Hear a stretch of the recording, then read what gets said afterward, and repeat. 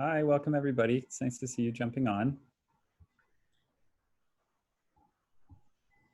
We'll just give one extra minute because there are a few people popping into the waiting room and getting connected and so forth. And then we'll get started. Hi, Britt. Good to see you.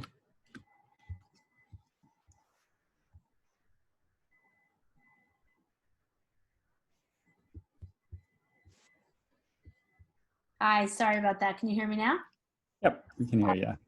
Thank you. How's everyone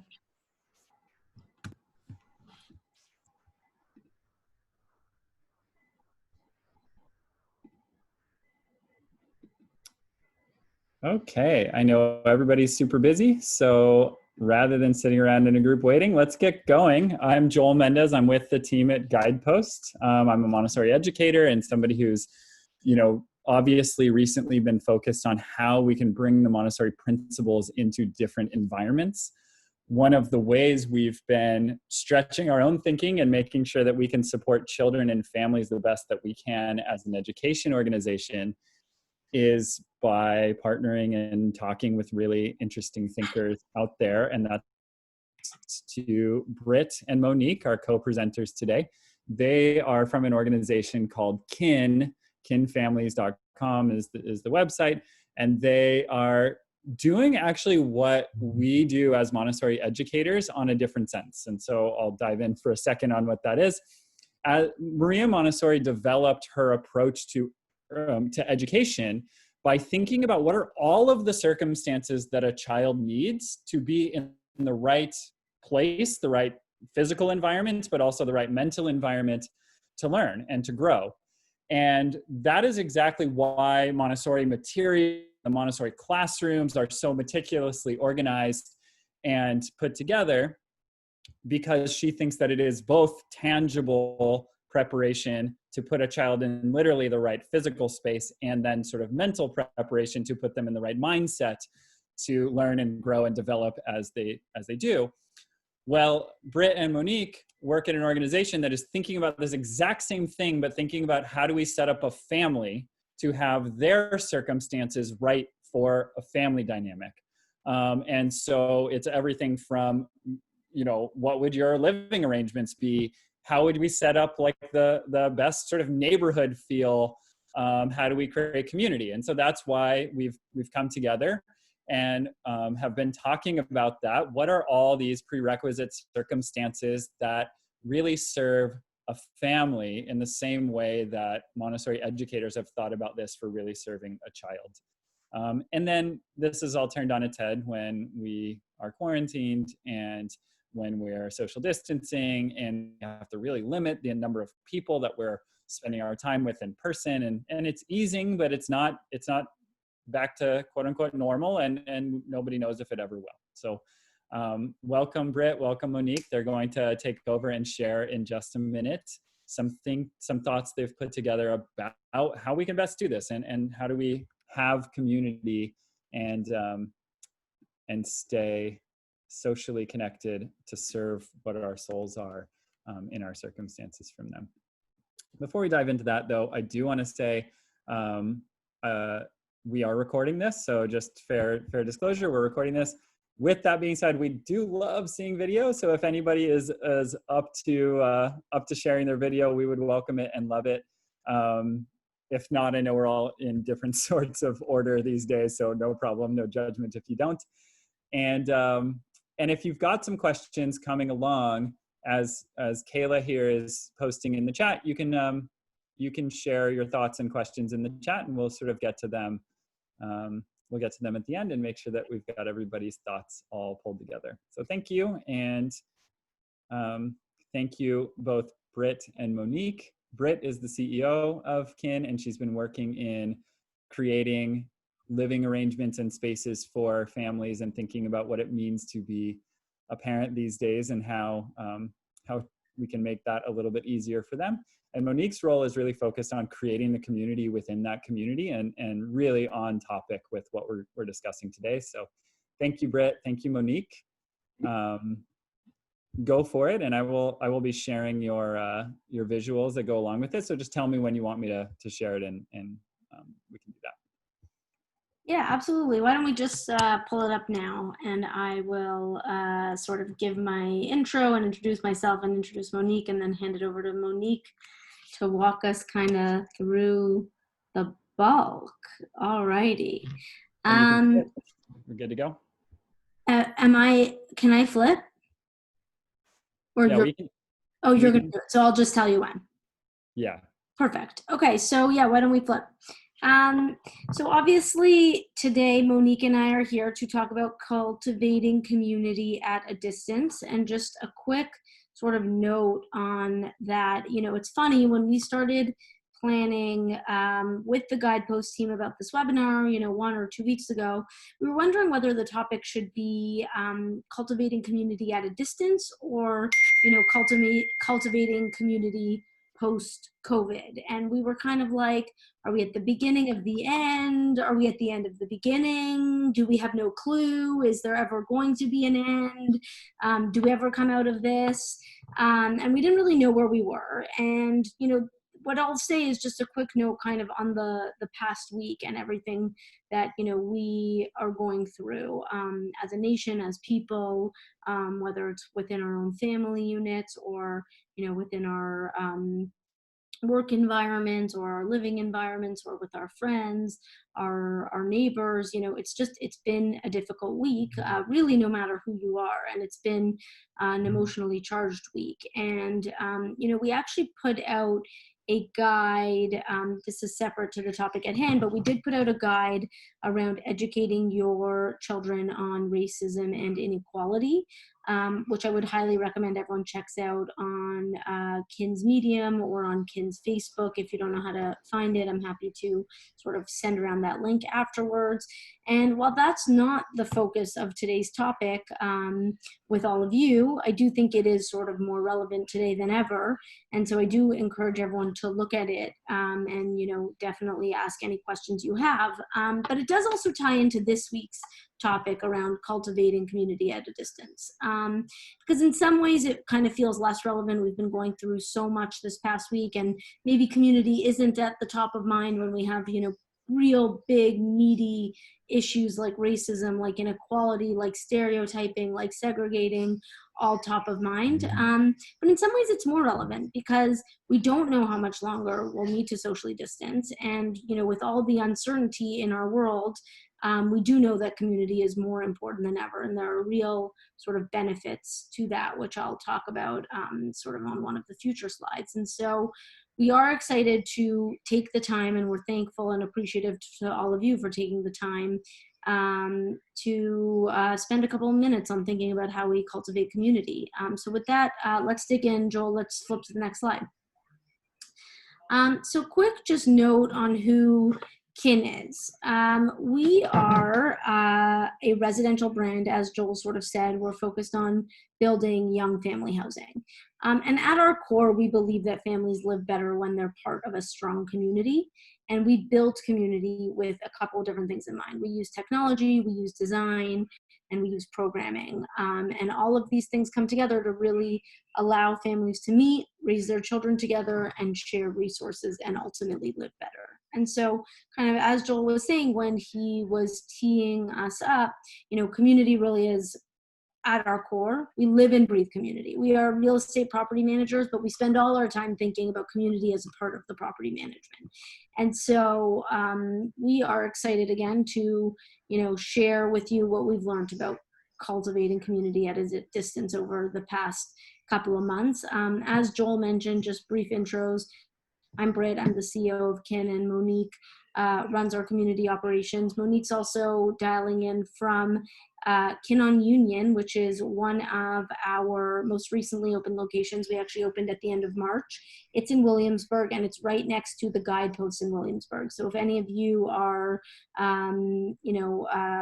members at the Guidepost in Williamsburg, or even just live around the Brooklyn, New York area, we are going to be using the space that Monique's in for some of our KIN Guidepost at Home partnership and programming. And so we're excited to sort of give you a live sneak peek today via Monique.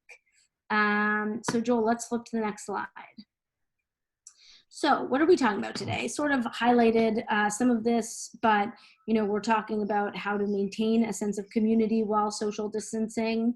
We're going to be talking about ideas to safely rebuild your community, both when in quarantine and also post-quarantine. We are talking about how families can find community after quarantine, and why is community important when it comes to raising a child in a city. So, I think all of these are big questions. They're meaty questions. So let's just keep going. With that, let's look to the next slide. So I think this discussion will be relevant for a lot of you. Some of the issues we were thinking of, who will this apply to? If you felt lonely, if you felt anxious, if you felt cooped up in a small apartment or a small space, if you have felt over the last 2 months, or if you're still feeling like you have little to no flexibility in your schedule, if you're feeling overwhelmed, like you're failing, the number of times I've heard families tell me over the past couple of months that they're failing at being a mom, they're failing at being a dad, they're failing at being a spouse, they're failing at being an employee, they're failing at being a boss, they're failing at being a friend, they're failing at being a son or daughter. Everyone feels like they're failing at, honestly, quite frankly, probably everything, and if not everything, at least something. And that's totally normal right now. But hopefully today's discussion sort of helps with some of those topics. Other things, if you're finding it difficult to do something meaningful, or if you're craving connection with people aside from your family or the people that you're directly, in a quarantine with, all of those topics are going to be relevant for you all today. So if we go to the next slide, this sort of touches on, and we did want to just sort of, we're not the Montessori experts at all. That would be Joel, that would be the Guidepost team.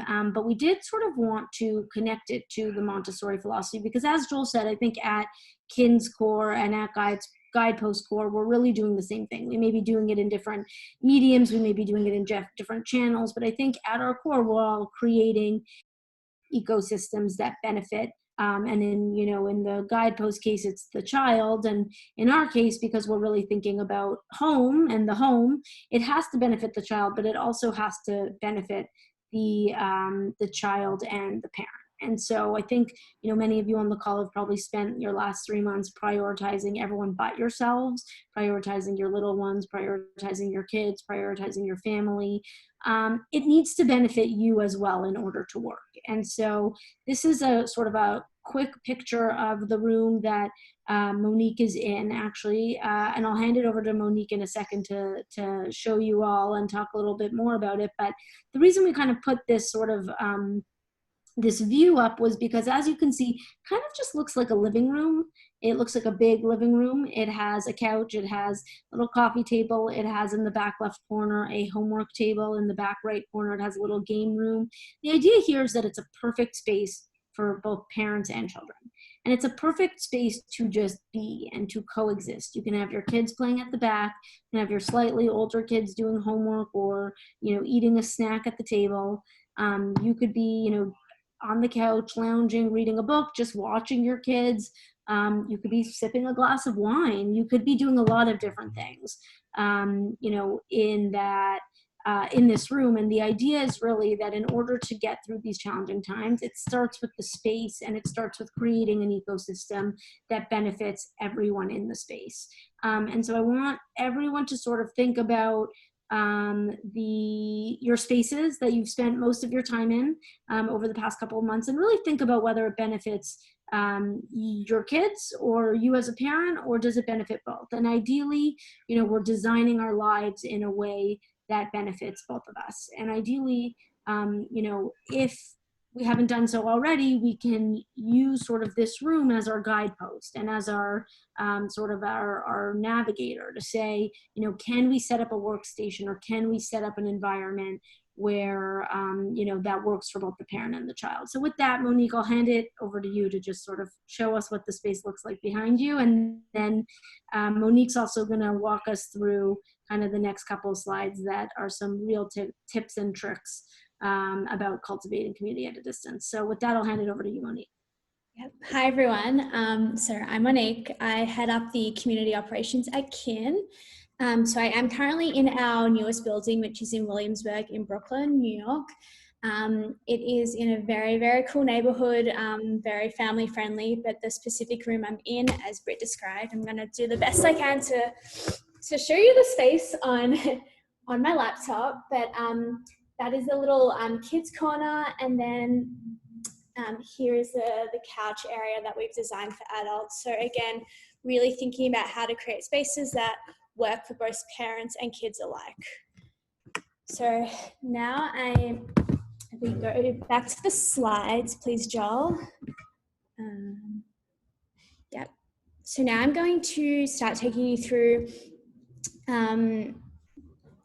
some of the 5 different ideas that we have put together, and these are just suggestions on how to discover, create and hold a sense of community both now whilst you're in quarantine, and then how to take these habits and these connections that you did form and then apply them as we sort of re-emerge out of quarantine. So the first one we sort of came up with is create and maintain regular check-ins. So this is really important to find the time to regularly connect and regularly check in with another friend or a family member, whether this is in person. I know now there's some things are easing up, maybe if you want to go on a social distancing walk, whatever it is, or virtually. It's really valuable habit to build that will keep us feeling connected in these in normal times and really supported in times of a crisis like what we're currently experiencing. This can be something as simple as like a quick video call or an email chain, a message group, whatever it is that works for you. I know for myself, I try find like 10 minutes a day to call someone, call my family in Australia, whilst I'm doing something like waiting in a line, like to get into a grocery store or folding laundry, something mundane like that. I really make the effort to find the time to just check in with people. And then it comes back to me too, people check in with me.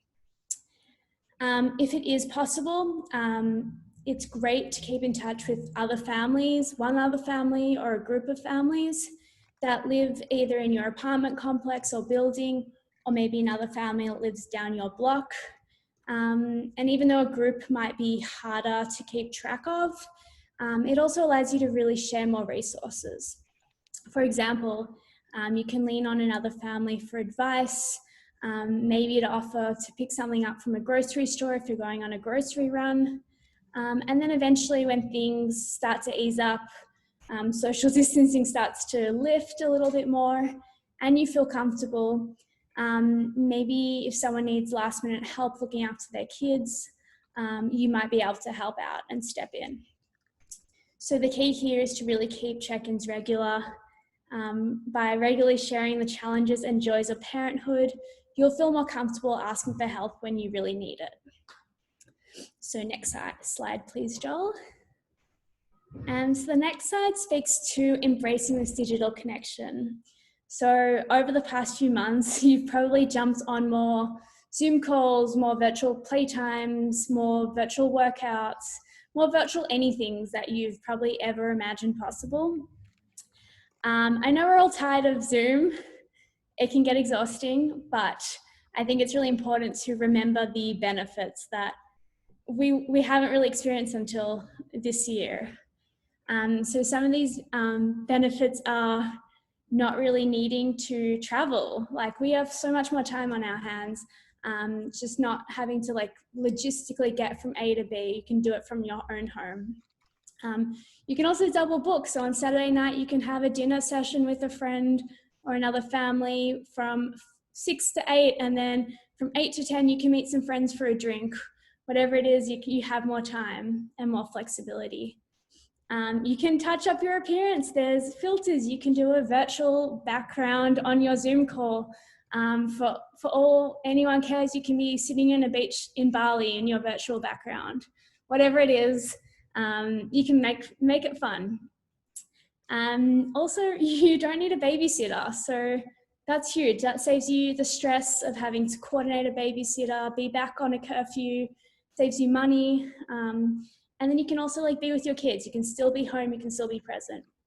And you can still have wine, which is very, very good too. But most importantly, digital hangouts do provide you with the opportunity to spend time with people that you didn't really have the chance to before. So maybe this is in a different state or a different time zone. So that's something that's really, really positive that's come out of this. Next slide, please. So now that you've gotten the hang of all these digital platforms, why not continue using the internet for what it does best? And that is to connect with others either near or far. So we suggest you use your new tech skills to explore online communities for families, whether it's a group of parents on a Facebook page that's specifically for crafting with children, or maybe you reconnect with a high school friend that you just realized moved to another city, but they have kids who are the same age as you. Your community doesn't have to be restricted to where you can physically be. And I think this is something we've all sort of realized this year. So definitely take advantage of that.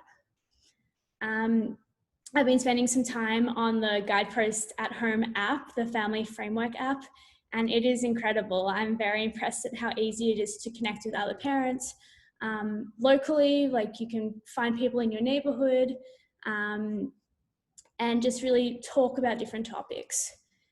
And even these webinars have been really great at bringing people together. So it's a really good job. On the left side of this slide, you can see an image of our Kin app. This sort of shows you a little bit of what our app looks like. When you live at Kin, you get access to this app, and it's for every person who lives within our community of buildings. So there's a chat feature where you can like talk to different people from different buildings or within your building, or you can create an event if you wanted to do a play date for all the 3-year-olds in your building. So it's all kind of designed in one place. And I know when Britt was thinking out and creating Kin, she thought it was really important to ground the Kin values of community with the convenience of a tech-enabled app. So that's been really great to bring the Kin sort of network together.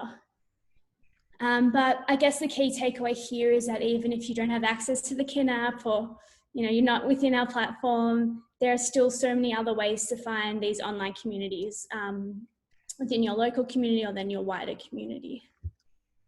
Next slide, please. So another idea is to volunteer locally. This is a really great way to meet other families that share similar interests and values, and then also share these values of volunteering with your kids. It also helps you stay connected with the larger community and different purpose. Even though volunteering may not sound like the obvious choice right now, there are still options. And if you're looking to get started within quarantine, I recommend this app called Umbrella, which is an app that allows you to safely run errands for people in need. So it's sort of been set up within this time of crisis and quarantine to really help each other out. After quarantine, I know specifically for New York, because that's where Britt and I are based, there's an organization called New York Cares. It's a really excellent option, and I know I've actually volunteered with them before. You can go on their website and you can filter the volunteer opportunities by like you can say family friendly, and they really do encourage lots of families and kids to attend these volunteering events. So definitely look up what's in your area. I know we're all spread across the country, but there's lots of organizations set up specifically to share volunteering with kids.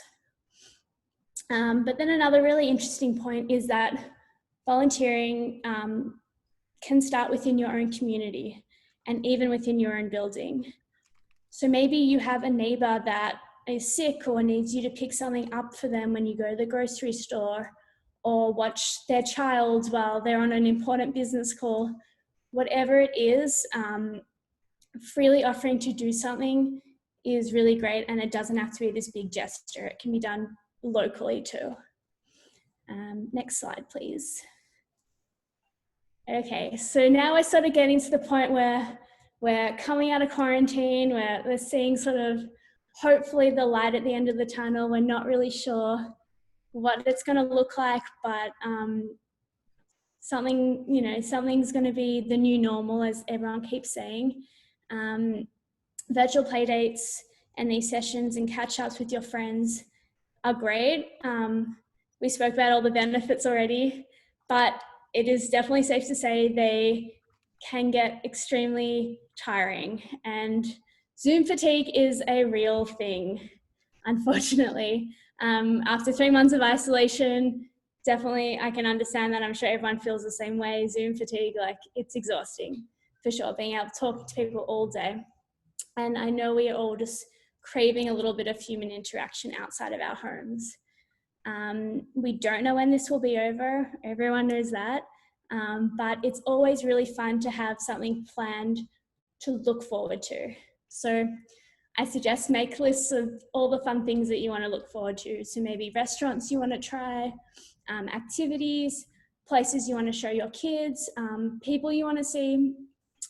Whatever it is, like, make lists, keep inspired, keep looking for things to do, like, to keep you motivated post-quarantine.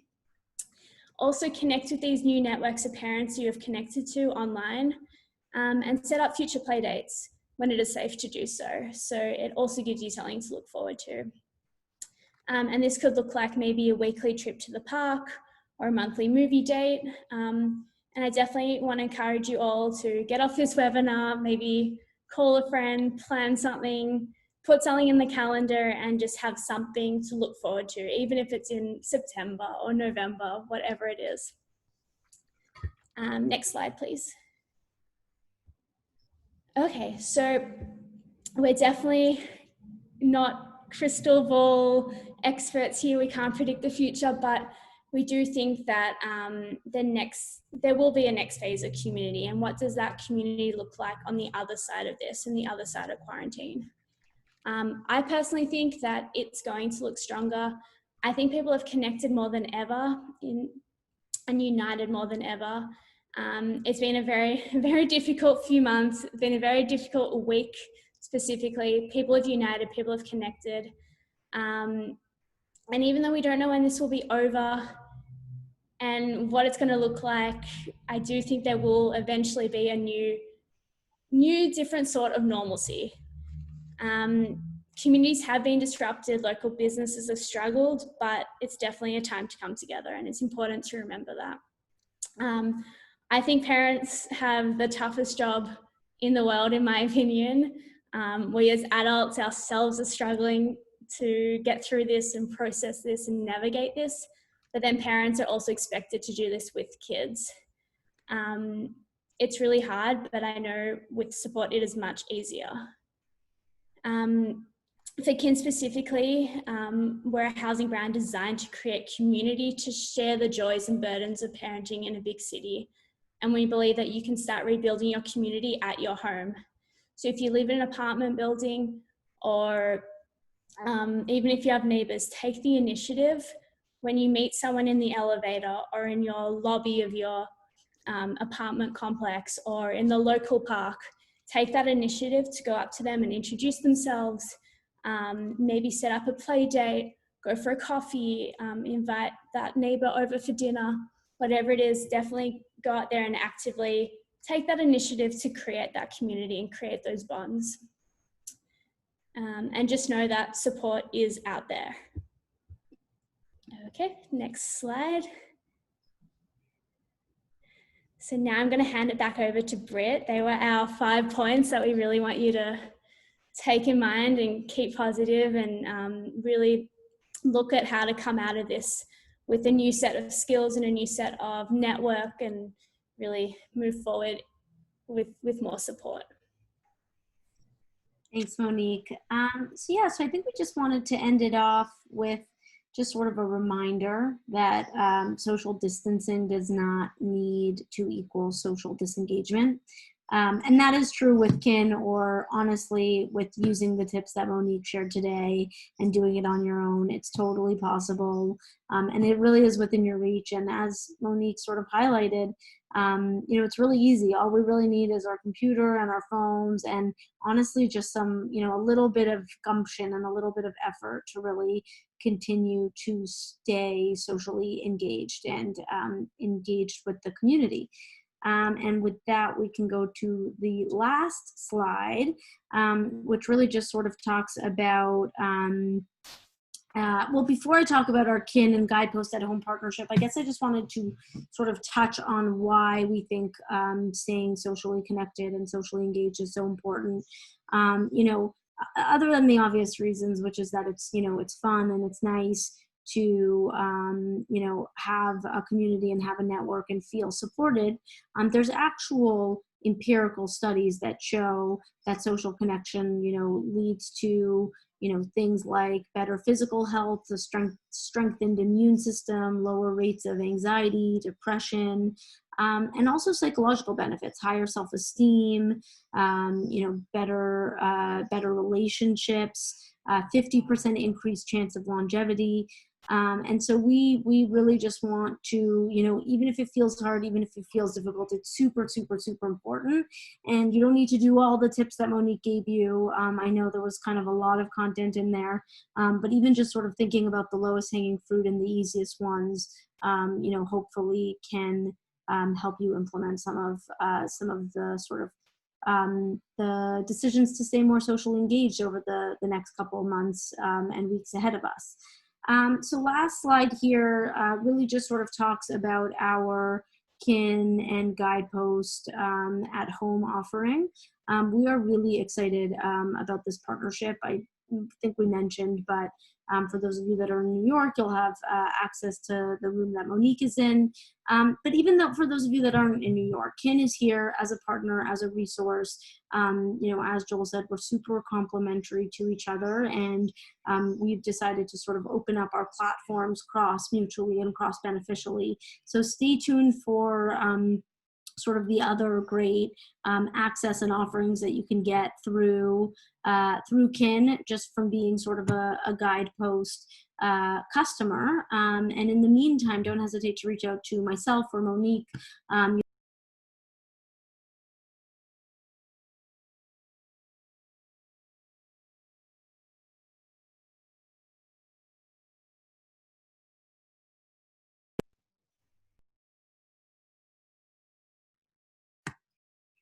Can you hear me? Were you able to hear that whole thing? It cut off just a tiny part, Britt. I don't know how you muted, but we hear you now. Great. So I don't know where I was.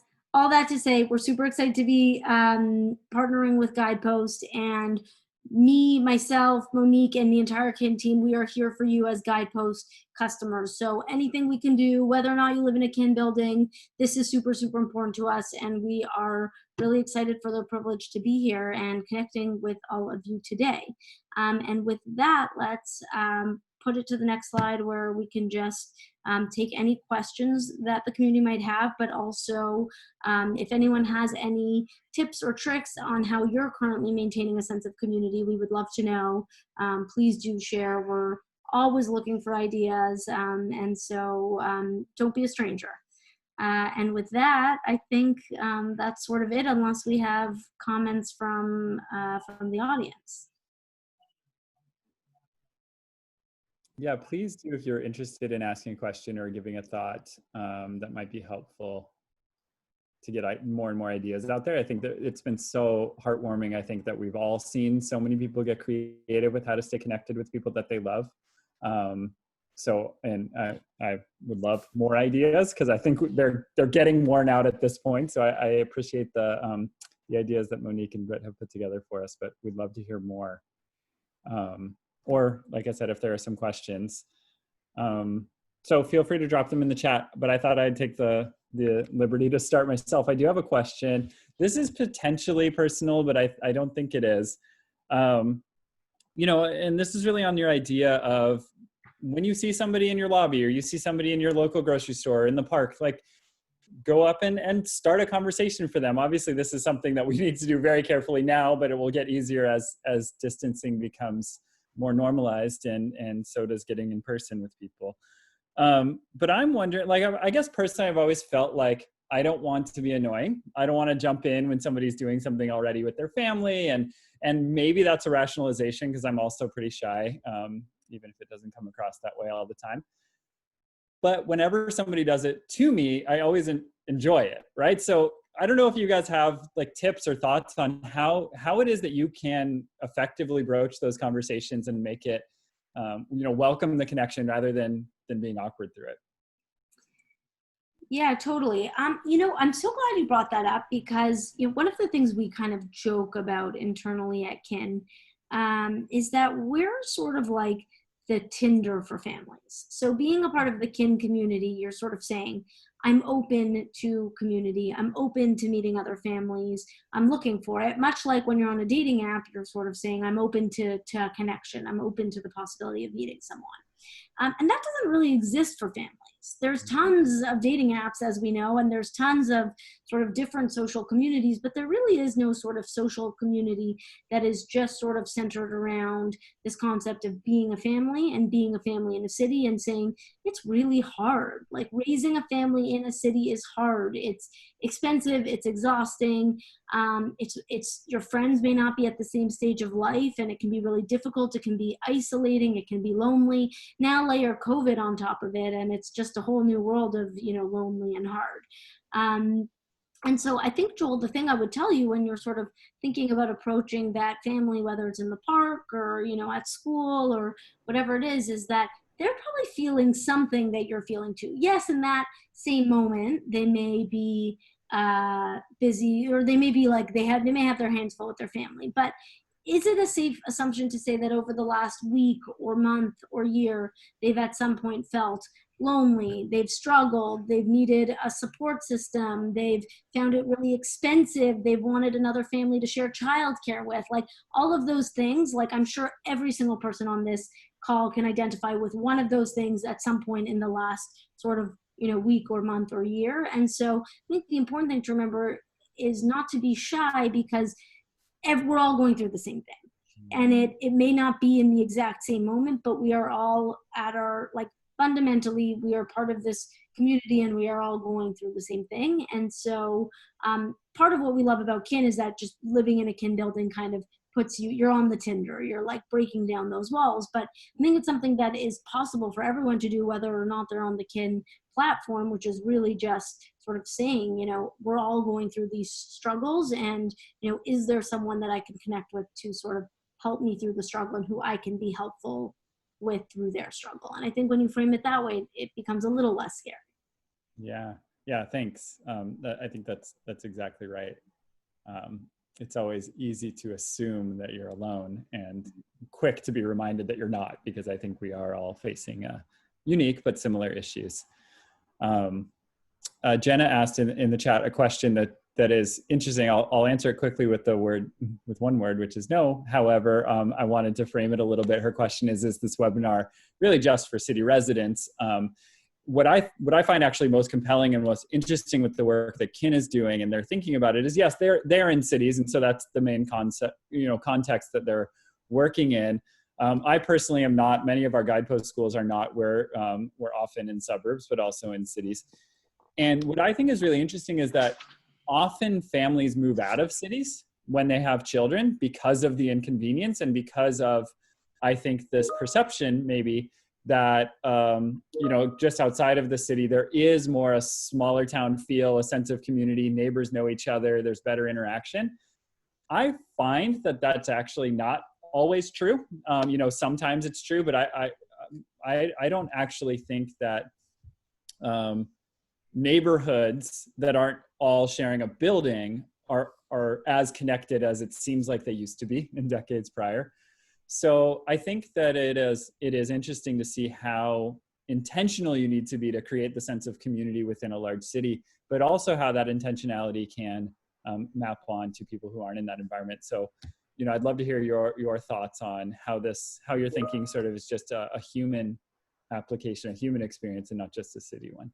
Yeah, I'm really happy, Jenna, that you asked that, because I think what Joel said is totally right. And I also, so Kin, and I apologize, I use the word city. First of all, I use the word city a little loosely to really include kind of any type of, urban type of environment. And that doesn't need to be, you don't need to be in the middle of Manhattan to be in a city. Kin has actually locations, and we're looking at expanding kind of all over the place in suburbs and urban areas. I see now, or Wing just made a comment about families leaving urban areas, which is totally true right now, and I'll address that in a second. But I think the key, first of all, is that everything that Monique shared today, actually, while we're in COVID, it really doesn't matter if you're in a city or in the country or really kind of in, in outer space, because, all of the tips that Monique gave are intended to be accessible from, from your desk, from your home,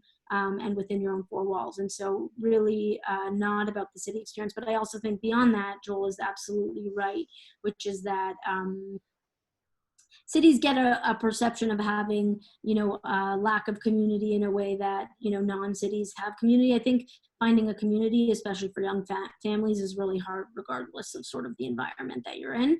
And so, the challenges may look and feel a little bit different, but by and large, they're all kind of rooted in the same ideas. Wing, I did want to answer Wing's question. Wing's asking about whether, families leaving urban areas due to COVID, both sort of on a temporary short-term basis and on a long-term basis, is that going to affect our strategic direction and offerings? Another really, really thoughtful and good question. I think all it's doing for us is so two things. One is today we're primarily located in pretty dense urban cores, markets like New York, and we're opening up sort of this summer in a handful of, DC, San Francisco, LA, like very dense urban cities. I think going forward, it's going to increase our expansion to transit-oriented suburban markets. I think that is going to be, I think COVID-19 is going to accelerate the shift that has already existed. So if you kind of rewind the clock 30, 40 years ago, there was a massive influx of families to cities. And in the past couple of years, you've seen some families move out of cities to suburbs. However, they're not buying homes because they can't afford it. It's too expensive. They're not yet ready to settle down, buy a home, and they may not want to. Like, they may like having, less space, less, rooms in a house to maintain and to take care of, having amenities that a building can provide. And so we think that there's a really big market for dense urban living, but in a more suburban context and transit-oriented suburban neighborhoods. We actually, are kind of in the process and getting ready to announce a handful of transit-oriented developments that are going to be sites where Kin has a building literally right on top of a subway or a train, something like, Long Island Railroad or New York Transit or Caltrain, that can get you into a, metro area within 30, 45 minutes, but, gives you a little bit more space. Not a house, you still need that sort of Kin offering, that feeling of a community, and, the conveniences that we can provide, but not necessarily a, super, super urban living experience. The other thing I think it's going to do is we're going to look at space a little differently. Shared spaces, think about, already we've obviously optimized all our cleaning and operations to make sure that we're sort of, incorporating the latest and greatest learnings and safety and standards and protocols for our employees, for our tenants, for everyone who's a part of our community. But I think thinking about our shared spaces and rooms like Monique is in, and thinking about how do you design apartments differently. Maybe every apartment has a balcony now and has their own private outdoor space, to think about things like COVID. I think it's a little early to make big design development decisions based on what's happening now, but it's definitely something we're thinking about and monitoring. It's so interesting to hear you answer those questions, Britt, because it's clear that you're looking at what are people seeking in their community orientation themselves, and then how can their living circumstances map onto that, rather than how do we make a certain ideal through having a certain space and then make people aware that that's the ideal they want. It's really sort of more responsive and looking at the trend. And it seems like those trends are all community oriented, right? Like, they love the fact that there is communal opportunity, communal spaces, even, shared if you're going out to the suburbs, like shared pools, you know, that I don't have to worry about the hassle of having my own, but I have the access to that one and seeing the trends in that way. Exactly. Great. Great.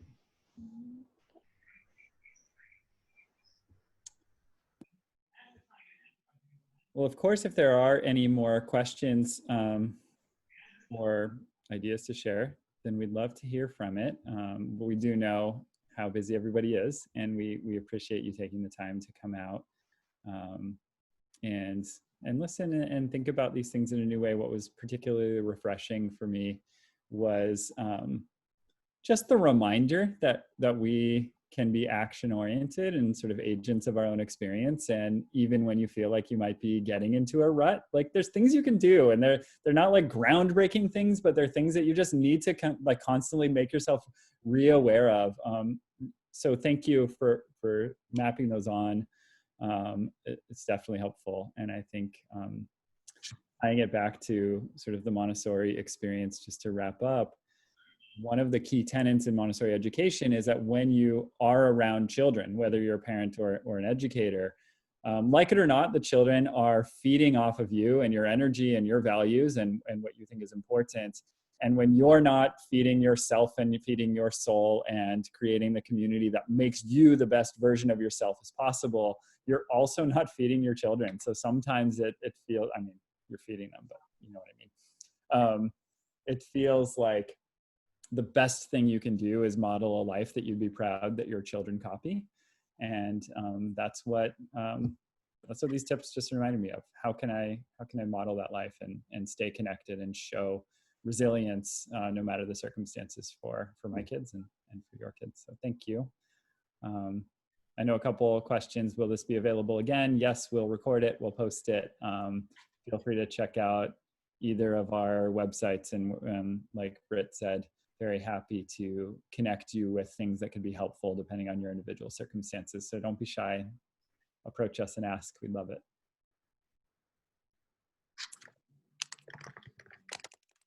Wonderful. Well, thank you all. Have a great Friday tomorrow. Great weekend. Stay safe. And thanks for joining us. Thank you, everyone. Bye.